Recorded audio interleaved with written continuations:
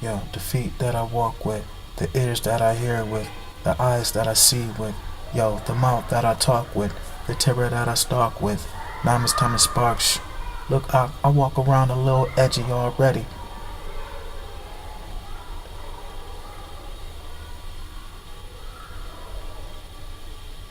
Stand, any thoughts of murder with sin. That all this world that corrupted with sin. I'm always sitting, leave them seeds guessing.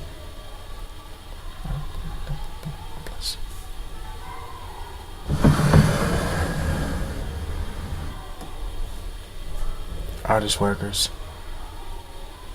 Insomnia makes my eyes red and zip through a slit in the blinds. Out a window, a silhouette of foot cuts across lawn and steps on the one chrysanthemum in bloom. My neighbors leave their apartment, the black man with an instrument, the brown woman with a smile, and the black and brown boy between them. Wide-eyed and wrung out of energy, I wonder what a baobab tree feels like. What says raven to rabbit these days? In America, donkey debates with elephant. The media covers the caucus and handles the tabloid. If donkey is a mule, then elephant is a jackal. Is rabbit up to its old tricks? Or has it paused? This mischievous eye spell has me pondering intercultural exchange. A shadow of a figure border crossing.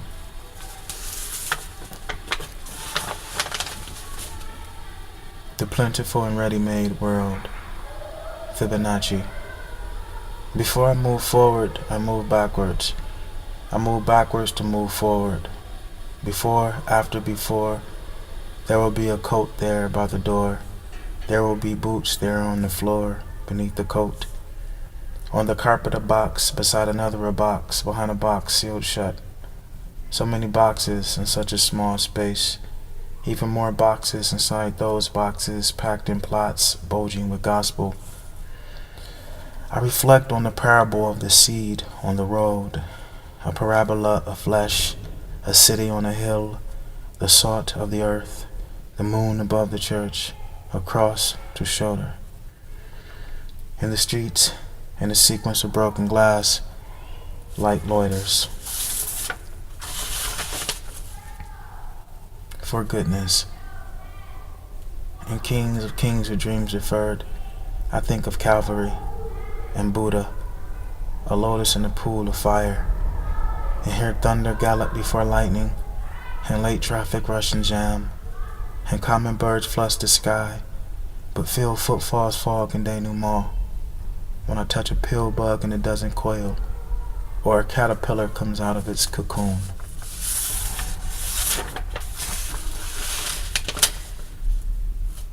The plentiful and ready-made world. Golden rectangles found in the forge. After opening a dozen identical lockers, as if rummaging through clothing on clearance in an off-white corridor fogged over with steam, he found his belongings. A pair of slippers, a pair of trunks, trousers, and a button-down shirt he could have bought from a thrift store. He mumbles at his discovery and bargains a shoestring price for what he left home wearing. The slippers look third-hand, the trunks are dingy, and the trousers are wrinkled but embroidered with professional sport patches, mostly Golden State Warrior emblems. The shirt is missing a few buttons where his basketball of a stomach protrudes.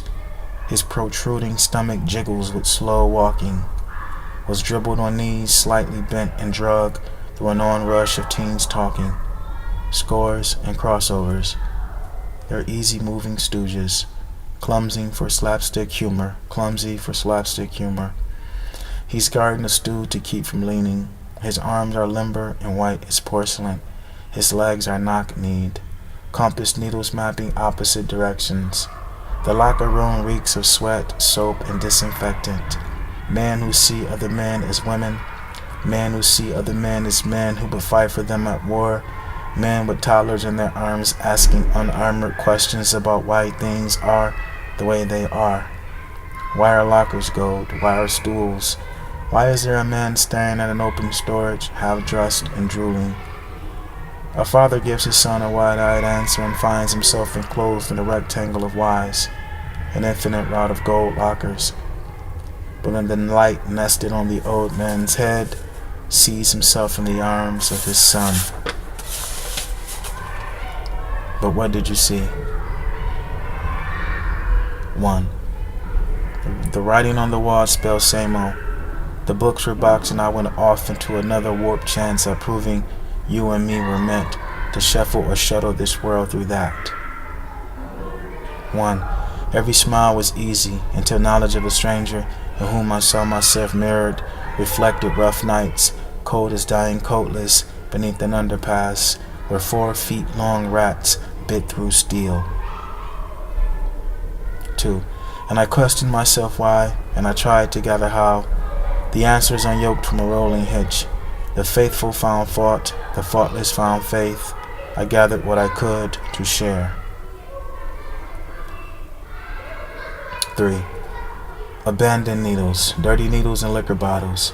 Packets of condoms, packets of Prozac, little packages for crack rock, pushers, color-coded and posted on street corners and streetcars or party stores, pimps bent out of shape, whores half-clothed, half-conscious, John squaring up blocks looking for direction, an easy way in.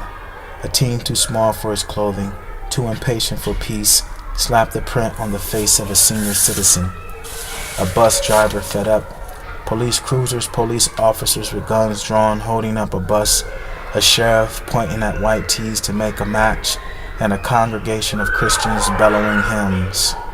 Light, how it forced darkness into a corner and swallowed it. How darkness became light in every color of the rainbow. How the spectrum of a rainbow folded in on itself and became black.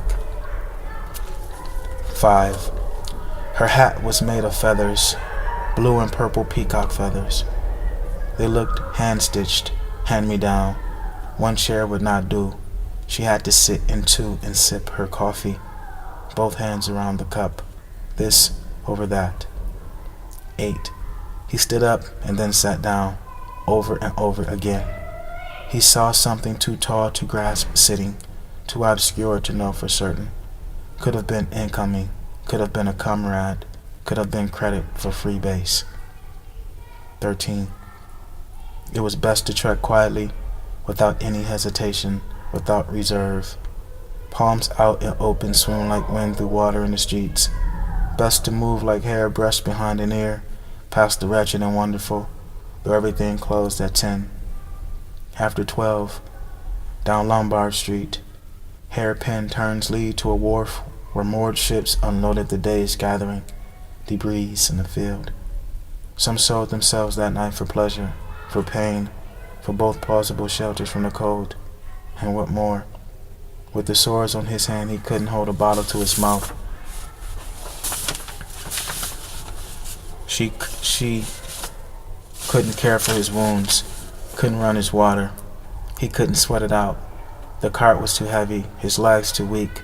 The numbers crunched like wads of paper inside his skull, outstretched. Heaving hard lines couldn't harbor the haste over the plate of food wasted. 21. It was best to go quietly, without making a fuss. A little space could be enough for a coffin, for a baptism, for a little shut-eye.